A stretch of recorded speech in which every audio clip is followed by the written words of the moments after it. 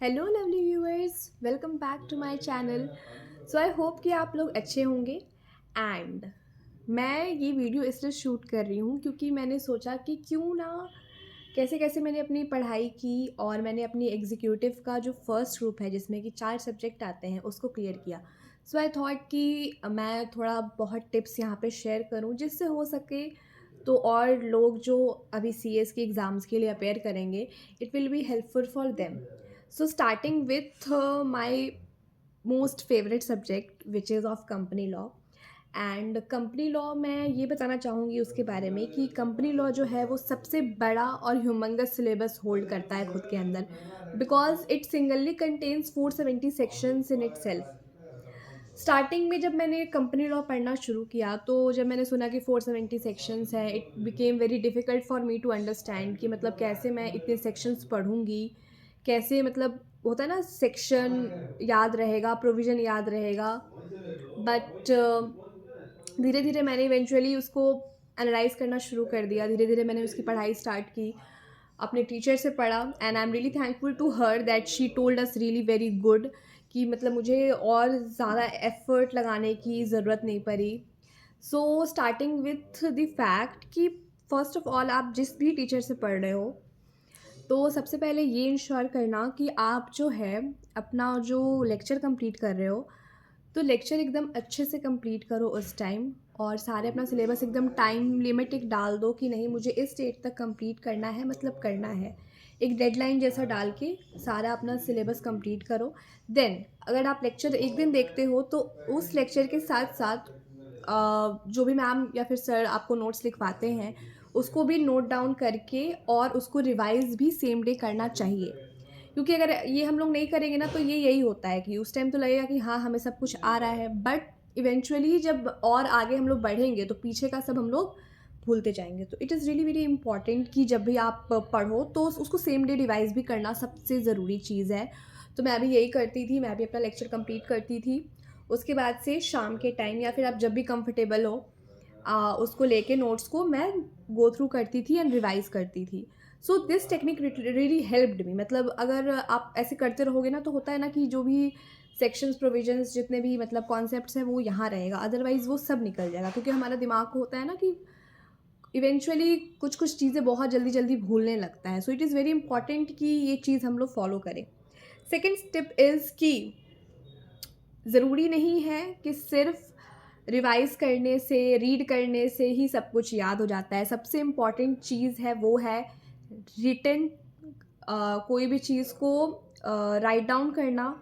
जैसे कि आपने फॉर एग्ज़ाम्पल एक चैप्टर कंप्लीट किया, ठीक है? चैप्टर कंप्लीट किया, उसके बाद से आप उसको जो है उस चैप्टर के कुछ क्वेश्चंस निकालो, या तो आपको वो टीचर खुद ही प्रोवाइड करेंगे, otherwise you can go and मतलब स्कैनर सॉल्व का हेल्प ले सकते हो आप। उसमें पास्ट ईयर के बहुत सारे क्वेश्चंस होते हैं। एक चैप्टर कंप्लीट किया और उसका कुछ क्वेश्चन निकाला और उसको मतलब सॉल्व करना शुरू किया। अगर ऐसा आप मतलब कम से कम एक चैप्टर का अगर 3-4 भी क्वेश्चन सॉल्व करते हो तो आपको धीरे-धीरे कॉन्फिडेंस आएगा उसमें कि हाँ, अब मुझे समझ में आ रहा है। And third most important thing is कि पीवाईक्यूज़ जो होते हैं वो बहुत बेनिफिशियल होते हैं। सो आई एम टेलिंग यू, सो जो पीवाईक्यू होते हैं it is really very important. नहीं भी तो कम से कम आप लोग 3 साल का जो बैक होता है वो एकदम सॉल्व करके एग्ज़ाम में जाओ, वो बहुत बेनिफिट करता है। मैंने भी यही सेम चीज़ रिपीट की क्योंकि होता है ना उससे पेपर पैटर्न का पता चलता है कि हम कैसे-कैसे मतलब हमारा इंस्टीट्यूट कैसे हमें पेपर देगा। So it really helped me, मैंने यही किया। And the most important tip is कि हमेशा खुद पे कॉन्फिडेंस रखो, क्योंकि कई बार ऐसा होता है कि हम लोग सब पढ़ लेते हैं, सब कुछ रिवाइज़ कर लेते हैं, सब कुछ रिटन में भी कर लेते हैं, बट कॉन्फिडेंस नहीं आता। ऐसा लगता है ना कि हम आगे-आगे पढ़ रहे हैं, पीछे-पीछे भूल रहे हैं।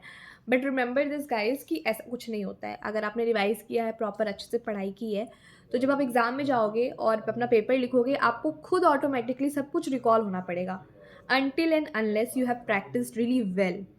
So yes, that was all for this video। and मैं ये भी बताऊँगी कि रिटन प्रैक्टिस में मुझे सबसे ज़्यादा हेल्प कहाँ से मिला। सो जिनसे मैंने पढ़ा है, she is CA CS Divya Agarwal ma'am. तो वो जो है वो लॉ का महादरबार करवाती हैं। महादरबार में she takes revision of each and every chapter of company law. उसके बाद से एक महादरबार होता है जिसमें कि जितने भी चैप्टर्स आते हैं हमारे एग्ज़ाम्स में उसका मैम रिटन प्रैक्टिस करवाती हैं। तो जैसे कि मेरा भी रिटन प्रैक्टिस उतने अच्छे से नहीं हो पा रहा था, बट जब मैंने मैम का सेशन अटेंड किया इट रियली हेल्प्ड मी, क्योंकि मैम ने एक एक क्वेश्चन जो होता है ना वो एकदम सॉल्व करवाती हैं, तो वो बहुत बेनिफिट करेगा। सो आई वुड एडवाइज़ कि अगर आपको भी ऐसा अच्छे से राइटिंग प्रैक्टिस करना है और चीज़ों को अच्छे से रिकॉल करना है, क्योंकि मैम राइटिंग के साथ-साथ वहाँ पे वो प्रोविज़न फिर दोबारा पढ़ा के और फिर लिखवाती हैं, तो आपको बहुत अच्छे से वो हेल्प करेगा। सो मैं डिस्क्रिप्शन बॉक्स में लिंक डाल दूँगी लॉ का महादरबार which is going to be held soon. So आप लोग जाके वहाँ पर रजिस्टर करके आप उसको अटेंड कर सकते हो। ऑफ़लाइन बच्चे जो हैं वो तो करते ही हैं, और बेनिफिट हम ऑनलाइन वालों के लिए भी है, क्योंकि हम लोग ऑनलाइन यहाँ घर बैठे-बैठे अब यूट्यूब से देख सकते हैं। और trust me guys, it will be really, really, really very beneficial for you, and आपको सच में बहुत एक मेजर डिफरेंस दिखेगा जब आप मैम के साथ वो दरबार करोगे। So with this I would like to end this video. फिर मिलते हैं दूसरे नेक्स्ट सीरीज़ में विथ अनदर सब्जेक्ट, एंड उसके साथ में टिप्स एंड अपने कुछ सीक्रेट्स शेयर करूँगी। So till then bye bye and take care.